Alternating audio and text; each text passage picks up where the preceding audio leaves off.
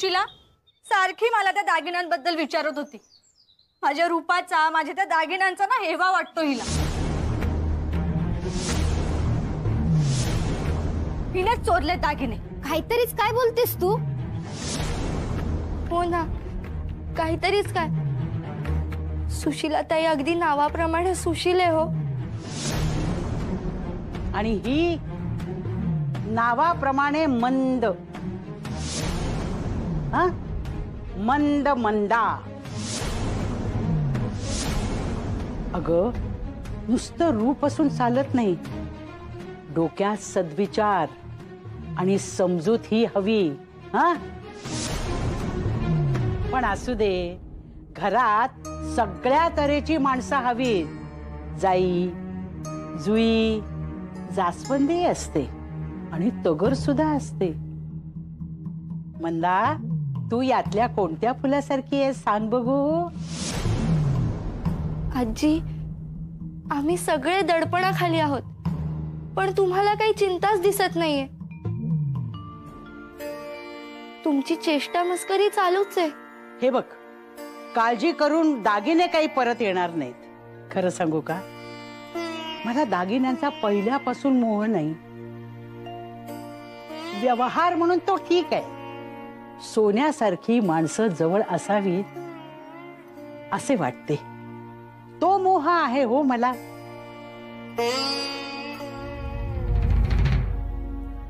पण तुम्हा तरुण मुलींना दागिन्यांची हौस आहे, असू दे की।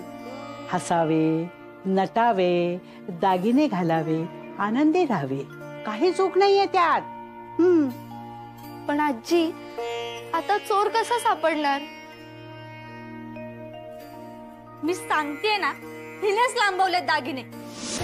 हो ना, मग हिची खोली तपासू। चल। हो।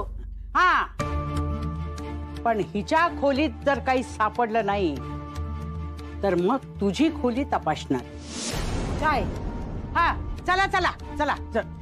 सासूबाई, का आता कशाला घाबरतेस? चल ना, चल सासूबाई, चल ना, चल चल मग चल। सासूबाई, पण मामा, तू झाडामागे काय लपवत होतास?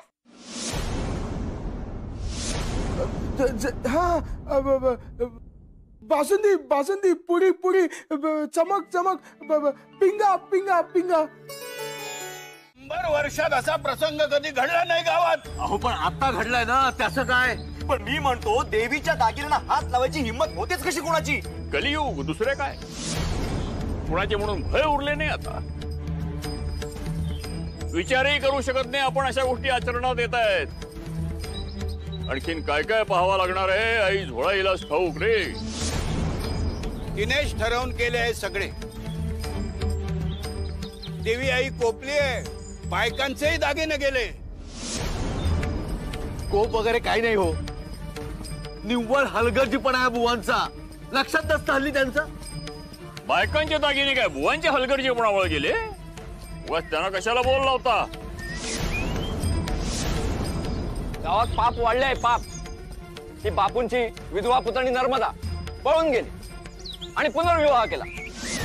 या त्र्यंबक खोतांनी बुवांच्या लग्न झालेल्या मुलीचे लग्न आपल्या नातवाशी लावले।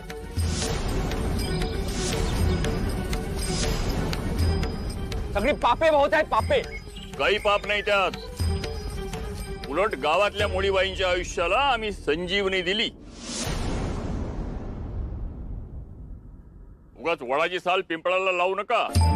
ही उघड उघड चोरी आहे, तेव्हा चोराचा कसा शोध लावायचा ते आधी बघा।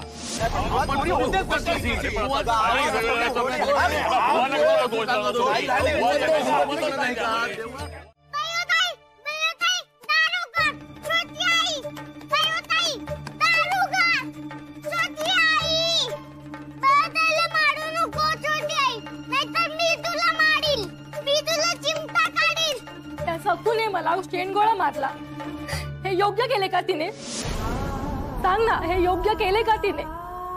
रागाच्या भरात माझी चिडचिड होते, मी तुला वाटेल तसे बोलते, तुला मारते, पण का? तुझ्या वडिलांमुळे। कारण ते मला बायकोसारखे नाही, मोलकरीणसारखे वागवतात। सतत तुझ्या आईचे आणि तुझेच कौतुक। मग माझे कौतुक कोण करणार ग? तू, तुझी ती चिमुरडी बहीण, तुझे वडील, छाल मांडला नुसता माझा. दारुगड छोटी आई, दारुगड. दयू ताईला मारू नको. दारुगड.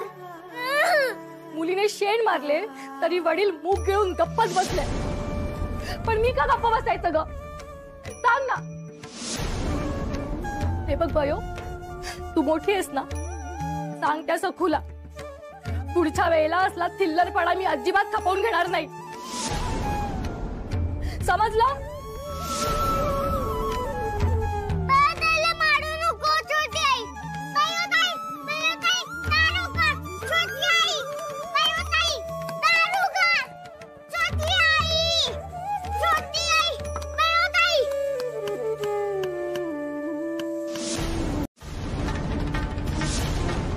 ओ सुमन वहिनी, कुणी आहे का घरात? अहो सुभद्रा काकू, तुझी सासू आली आहे. त्यांना याबद्दल काही एक सांगितलंस ना तर गाठ माझ्याशी आहे. सांगून ठेवते. सुमन वहिनी दार उघडा आधी. छोटी आई, छोटी आई, सुमन वहिनी दार उघडा. छोटी आई. सुमन ताई दार उघडा. तुम्ही आरडाओरडा का?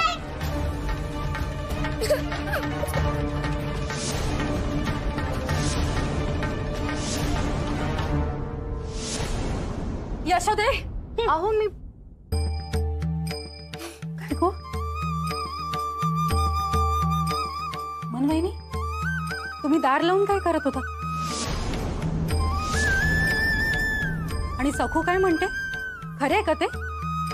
अहो नाही, बयोच्या पोटात दुखत होते म्हणून तेल लावून दिले. हो की नाही ग बयो? हो.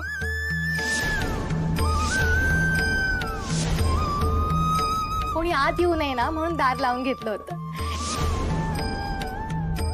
ही सखू पण ना, एवढे का रडायचे सखू? जरा ताईपासून दूर राहत नाही ही मुलगी.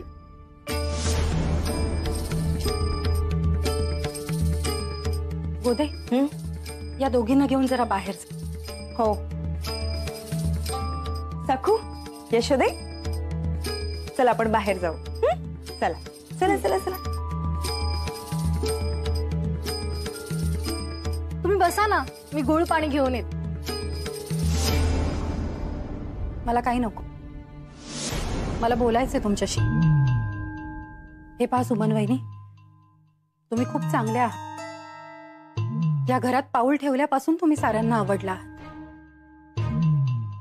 मला ठाऊक आहे तुमचे लग्न उशिरा झाले, तेही दुसरेपणावर. त्यातून 4 मुले पदरात आली. या साऱ्याशी जुळवून घेणे सोपे नाहीये हे समजते मला. तुम्हाला त्रास होत असेल, तुमची घुसमट होत असेल तर हे सारे समजून घेऊ शकते मी. पण या साऱ्याचा राग जर तुम्ही लहान मुलांवर काढलात तर मी मागे पुढे बघायची नाही हे सांगून ठेवते. अहो तुम्ही असं का बोलताय? बयोने तक्रार केली का माझी? नाही, कारण आमची यशोदा मुळीत तक्रार करणाऱ्यातली नाहीच आहे. मनात ते दुःख मनात लपवून ठेवायची सवय आहे तिला. बासुंदी.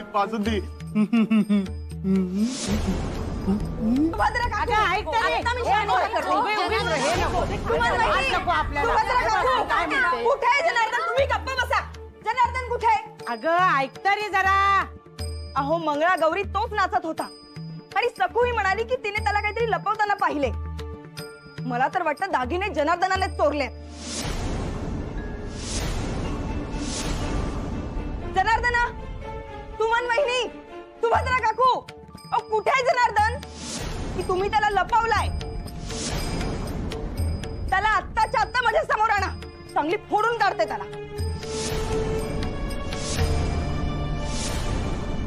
काय म्हणायचंय काय तुला?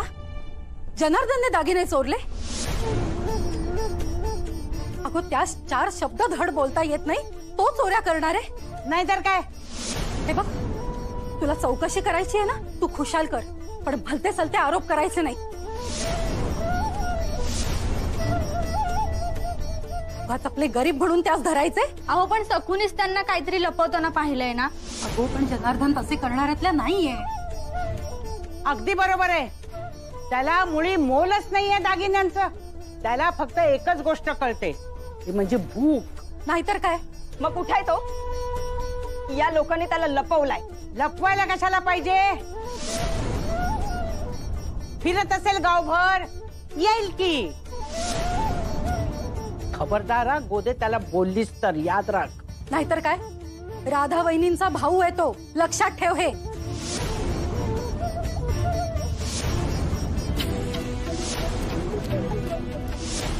अगं बाई, काखेत कळसा आणि गावाला वळसा. म्हणजे तो बघा जनार्दन, तिथे पलंगाखाली लपलाय.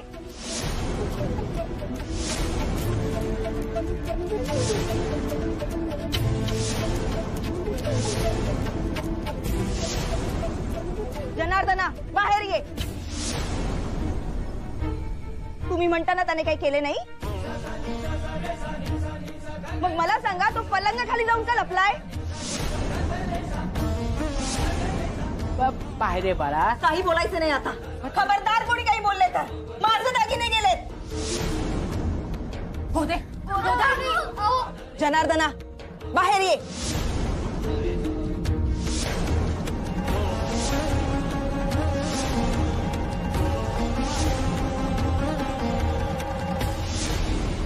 माझे दागिने कुठे आहेत? माझे दागिने नाही लपवलंय. पोलीस खूप. काकू काकू नका ना मारू जनार्दन मामाला.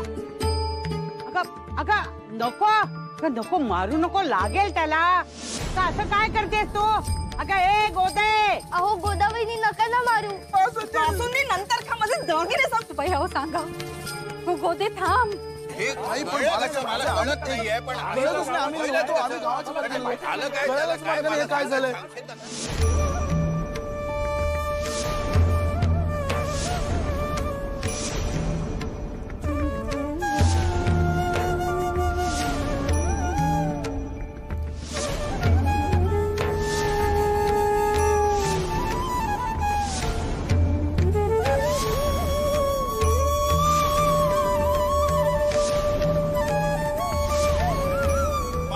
मारा.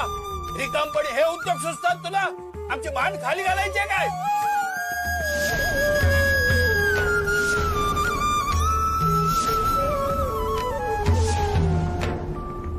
अहो मारू नका त्याला. मारा त्याला. अहो नको नको, मारा मारा. काय बोलताय हो तुम्ही? अहो लागेल त्याला. नाही, आता देवळात स्थापना करतो याची, आणि याच्या पायाचं तीर्थ पितो, तेवढंच बाकी राहिलंय.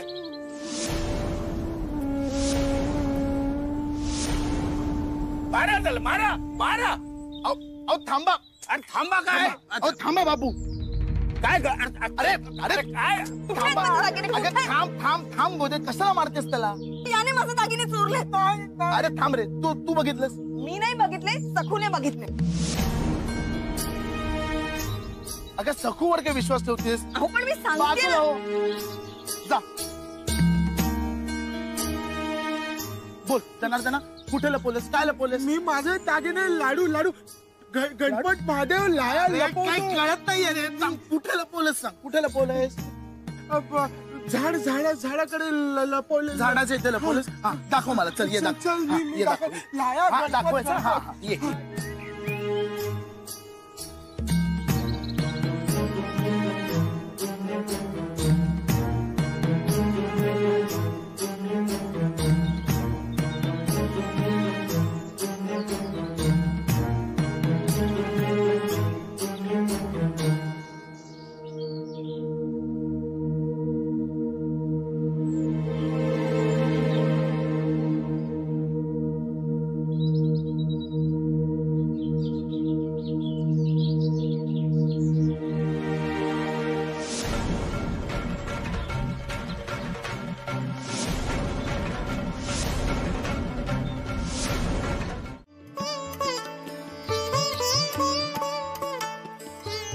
अहो असं काय करता?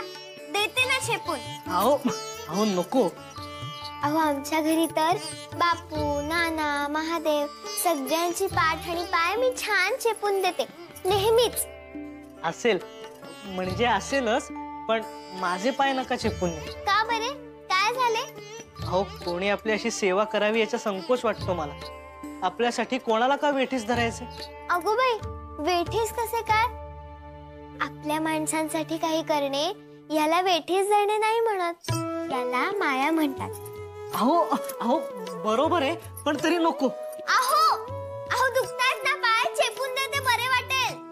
अहो हे शिकलात होय रत्नागिरीला? नाही, परंतु हे मात्र नक्की शिकलो की माणसाने ठरवले तर शिकण्यासारख्या अगणित गोष्टी आहेत, इतक्या की जन्म अपुरे पडतील. म्हणजे विद्याभ्यासाबद्दल नाही बोलते मी. जीवनाची शाळा खूप काही शिकवीत असते, मात्र शिकण्याची वृत्ती हवी. भोवतालचा निसर्ग तर अखंड शिकवीतच असतो. श्रावण सुरू झालाय. श्रावण म्हणजे ऊन पावसाचा खेळ. आकाश आणि धरती या ऊन पावसाच्या योगाने क्षणाक्षणाला इतकी रम्य चित्रे रेखाटीत असते की ती पाहताना मन गुंग तर होतेच, परंतु आनंदाच्या विलक्षण लहरी मनात उसळू लागतात. इकडे धरतीवर श्रावण सरींनी नाहून तजेलदार झालेली हिरवीगार झाडे आणि शेते, तर आकाशात लगबगीने धावत सूर्याला झाकवणारे श्यामल मेघ. त्या लपंडावात कधी मेघांना दूर सारत आपली किरणे उधळीत सूर्य हसतो, तर कधी श्रावण सरीचे मोती उधळत मेघ हसतात. त्यांच्या हसण्यात मग सारी सृष्टी सामील होते आणि अवघे चराचर प्रसन्न होते.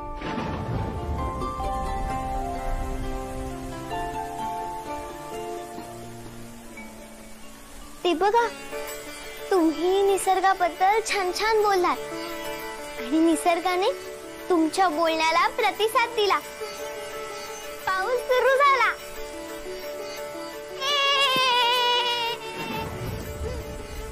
किती छान पाऊस पडतोय.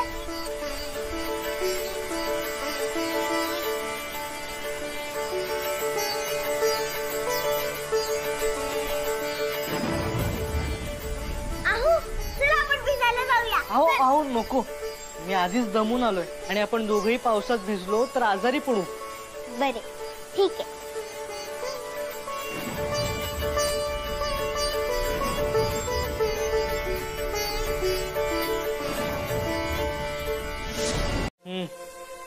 अहो पण मला एक सांगा, आता त्या चोराला पकडायचे कसे?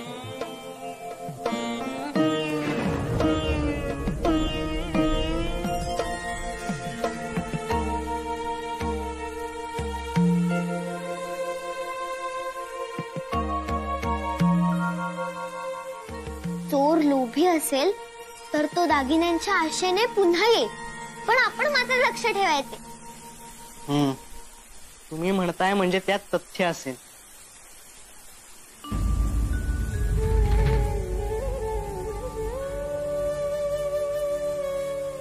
काय झाले? नाही, काय नाही. नाही कसे? काहीतरी त्रास देते आहे तुमच्या मनाला. मला नाही का सांगणार? हो, तुम्हालाच सांगू शकते. काय झाले आहे? मी नानांशी अबोला धरलाय. रागावून नाही हा, माझी इच्छाच गेली त्यांच्याशी बोलायची. आई गेली तेव्हा त्यांनी आम्हाला कळवलं देखील नाही. इथे असतानाही तिचा छळ केला. इच्छा होती तेव्हा आईला भेटायला जाऊ दिले नाही, आणि नंतर आजी गेल्यावर इच्छा नसताना जबरदस्तीने नेले. आईसाठी बापूंशी भांडले नाहीत नाना. त्यांनी आईची तब्येत अजून बिघडली आणि ती गेली. मग तिथल्या तिथे नानांनी दुसरे लग्न केले. हो, मलाही मोठा धक्का बसला होता. पण बापूंसमोर नानांचे काही चालले नसावे. मुले लहान आहेत, त्यांना आई हवीच असे दडपण आणले असेल बापूंनी. हो, धाकटी आई ही चांगलीच आहे, पण तिला तिच्या मनासारखे वागता येत नाही. नाना तिच्याकडे लक्ष देत नाही. मग तिचीही चिडचिड होते.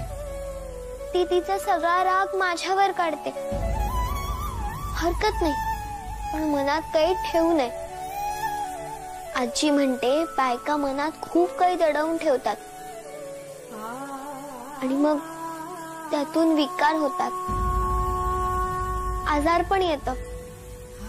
पुरुषांना आपल्या मनातले बाहेर काढायला खूप मार्ग असतात, पण बायकांना नसतात. होय, हे खरंय, अगदी खरंय. पण राहून राहून वाटते नाना वेळेस खंबीर राहिले असते तर अशी वेळच आली नसती. कदाचित आम्ही आमच्या आईला गमावले नसते. तशी जिभेची चंगळ चांगलीच असते श्रावणात. हो, शुक्रवारी पुरण घातले जाते, नागपंचमीला दिंड आणि सोमवार आणि शनिवार उपवासाचे पदार्थ आणि एरवी खास पावसाळी भाज्यांची लयलूट. हो बाई, ह्या दिवसात मला भारंगीची परतलेली भाजी फार म्हणजे फार आवडते. त्यावर वरून असे खोबरे पेरलेले, आहा. तर तब्येतीला चांगले असते हो, रक्त वाढते त्यानी. पण खरे सांगू का, तीच कशाला, श्रावणातल्या सगळ्याच भाज्या उपयोगी असतात. निसर्गाने मुळी दिलंच आहे सारे. आणि आपल्या पूर्वजांनी सणावाराच्या निमित्तानं योग्य खाणे पिणे योजले आहे काय. तुला सांगते सुशीले, तू सुद्धा भारंगीची भाजी खा हो, तब्येतीला चांगली असते. हे बघा, या असं पाप्याचं पितर आहे. फुंकर मारली की उडून जाईल. तुला सारखे पडसे होते ना, नाक गळत राहते, त्याकरता कुरडईची भाजी खा, तब्येतीला चांगली असते हो. सासूबाई, काहीतरीच काय. बरं का उमे, ती खाल्ली जावी म्हणूनच आपल्या साऱ्या कहाण्यांमध्ये कुरडईची भाजी केली असा उल्लेख असतो, कळले का. हाय, बरोबर आहे, बरोबर आहे. मला बाई शेवग्याच्या पाना फुलांची चिंच गुळाची भाजी फार आवडते. सगळे परतून करतात, पण मला अशीच आवडते. आमच्या ह्यांना वाताचा त्रास होतो ना, त्यामुळे पावसाळा सुरू झाला की रामबाण उपाय म्हणून दर 4 दिवसांनी टाकल्याची भाजी करते. तुम्ही तू काय केले आहेस आज? नाही म्हणजे काय, पुरण वरण म्हणी मटकीची उसळ ती तर असणारच आहे काय, पण खास भाजी अशी काय केलीस? भरली कंटोली केलीये. अगो बाई, खरी की काय? खूप आई. अगं बाई, पहिल्यांदाच ऐकते. आम्ही तर कारल्याप्रमाणे परतून करतो. मला येतात की भरलेली. काय करायचे, चण्याचे डाळीचे पीठ थोडे भाजून घ्यायचे, त्यात हळद तिखट मीठ चिंच गुळाचा कोळ ओले खोबरे थोडे ओलसर करून घालायचे आणि भरल्या वांग्यांसाठी कशी आपण चिरा पाडून वांगी भरतो तशी कंटोळी भरायची.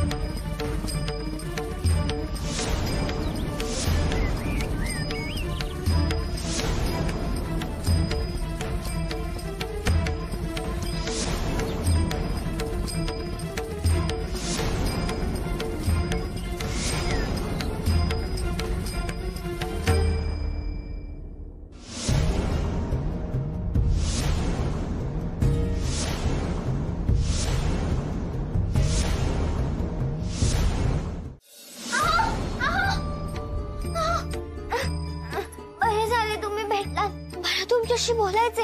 अहो काय झाले, तुम्ही असे धापा टाकत काय येत आहे? मला बोलायचे, मी जे पाहिले त्याबद्दल बोलायचे. अहो तुम्ही आधी बसा आणि मला शांतपणे सांगा काय झाले. मला बसवणार नाही, माझ्या जीवाला थारा नाहीये. अहो काय पाहिले तुम्ही? आई, माझ्या आईची सोन्याची माळ. म्हणजे मला नीट समजलं नाही. माझ्या आजीनी माझ्या आईला तिच्या लग्नात दिलेली सोन्याची माळ मी उमा आतेकडे त्या मावशी आहेत ना काम करणाऱ्या, त्यांच्या गळ्यात पाहिली. काय? हो, आई जीवापाड जपायची ती माळ. पण मग तुमच्या आईने दिले असेल ते मावशींना? हो नाही हो, आई असताना त्या मावशीमुळे नव्हत्याच इथे. माझ्या आजीने सांगितले होते आईला की ही माळ मला माझ्या सासूबाईंनी दिली, तेव्हा तू ही जीवापाड जप आणि पुढे तुझ्या सुनेला दे. असं? आई गेल्यानंतर नानांनी आईचे सर्व दागिने धाकट्या आईला दिले, त्यात ती माळही होती. आणि मंगळगौरीच्या दिवशी मी पाहिली होती धाकट्या आईच्या गळ्यात ती माळ. काय? हो. अहो पण तुमच्या आईची माळ त्या मावशींच्या गळ्यात कशी? बापरे, आपल्याला हे माझ्या आईला जाऊन सांगायला लागेल. चालेल, चला. अहो नको नको, तिथे आपल्याला सगळ्यांसमोर बोलता येणार नाही. तुम्ही तिला घेऊन या इकडे. बरे, ठीक आहे, आलेच. ही तुमच्या गळ्यातली माळ तुमची स्वतःची?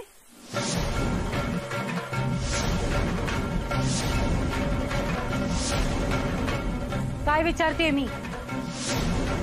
तुम्ही इतके दिवस दोघांकडे काम करताय, कधी पाहिली नाही ही माळ तुमच्या गळ्यात मी? मग अचानक कुठून आली ही? काय विचारतेय मी?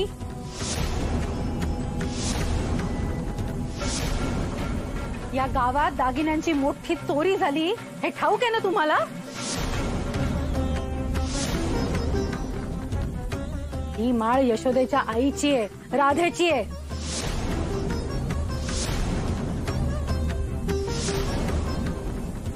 तिच्यानंतर ही माळ सुमनला मिळाली होती. मग ही माळ तुमच्या गळ्यात कुठून आली?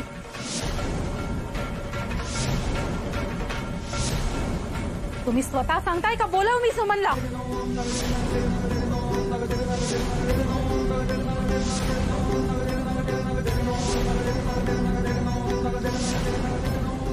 बोला, अहो उत्तर द्या. तुमचं न बोलणंच पुरेसं बोलकंय. मला ही बाब आत्ताच्या आत्ता यांच्या आणि मामनजींच्या कानावर घालायला लागेल.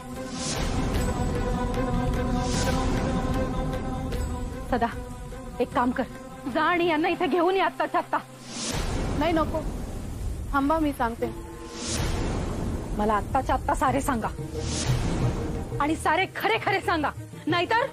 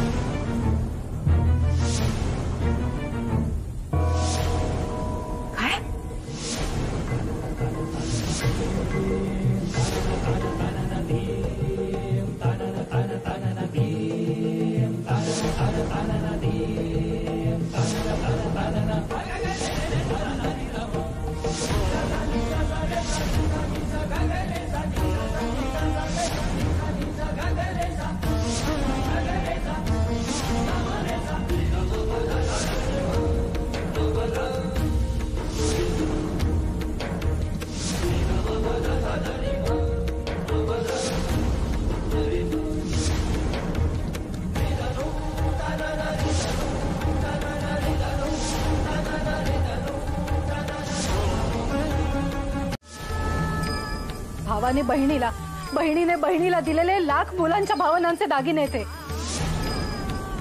हे लुबाडून कोणाचे भले होणार?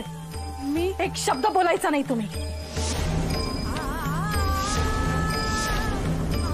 तुमची मुले बाळे असतील, तुमचाही संसार असते, त्यांच्याही अंगावरचे दागिने असे लुबाडलेत का तुम्ही?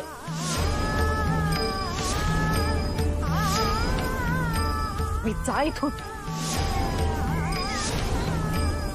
मला हे प्रकरण वाढवायचं नाहीये म्हणून केवळ सुटका होते तुमची, हे लक्षात ठेवा.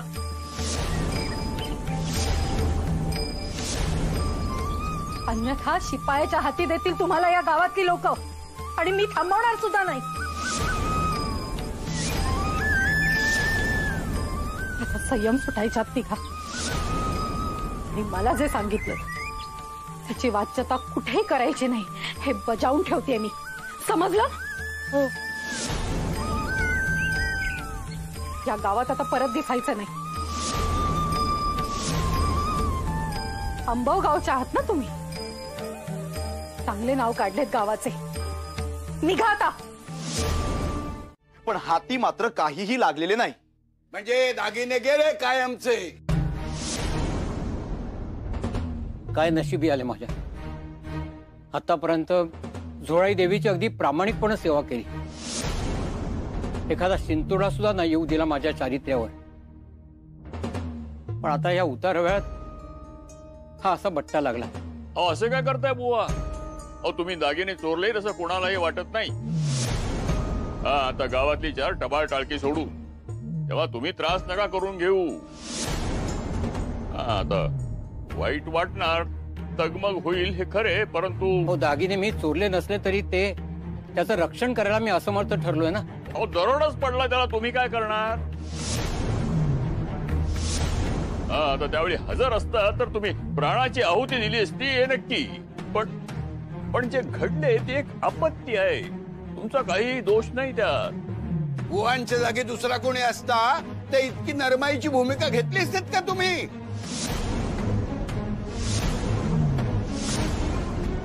आता व्याही म्हणून पाठीशी घालताय. तुम्ही आमचे व्याही आहात, तुम्हाला कधी पाठीशी घातले? बघा मी न्याय आहे तेच बोलतो. चूक ते चूक, बरोबर ते बरोबर. जे झाले त्यात बुवांची काही चूक नाही असे माझे स्पष्ट मत आहे. तरीही नैतिक जबाबदारी घ्यावी लागेल त्यांना.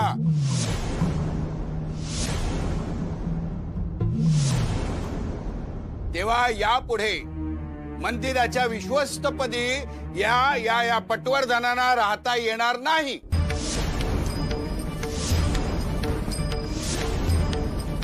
हा माझा प्रस्ताव आहे. इथे कटकट आणि क्लेश करू नका बापू. काय बोलायचं ते मंडळाच्या सभेत बोला. बोलणारच आहे. मी स्वतः राजीनामा द्यायला तयार आहे. तुम्ही घ्या जबाबदारी. घेईनच नव्हे, घेतली.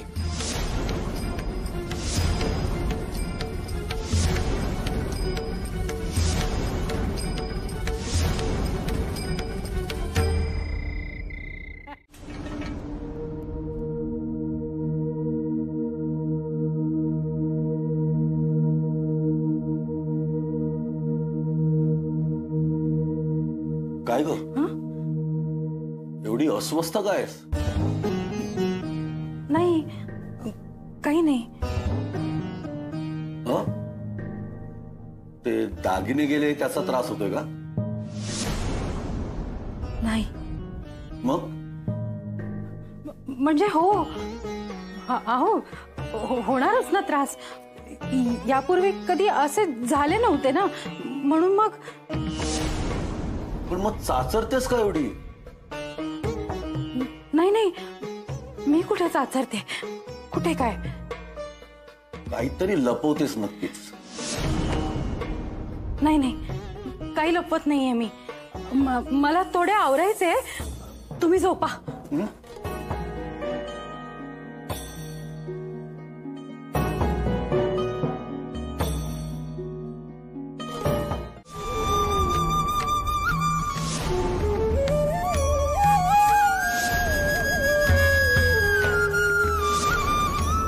इथे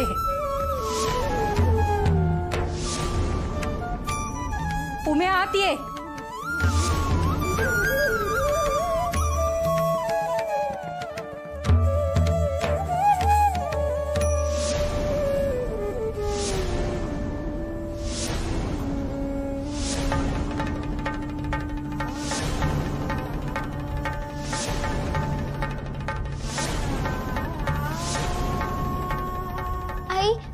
मातेकडून खूप मोठी चूक झाली. तिच्या वतीने मी क्षमा मागते. मला ठाऊक आहे तू खूप रागावलीस, पण कृपा करून तिला ओरडू नकोस.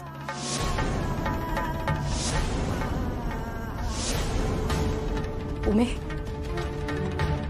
मला कोणती लपवाछप्पी नकोय. हा सगळा प्रकार अत्यंत गंभीर आहे. मला सांगणार आहे सगळे सगळे खरे खरे सांगायचे. काय विचारते मी उमे? सगळे खरे खरे सांग मला. काय प्रकार आहे हा?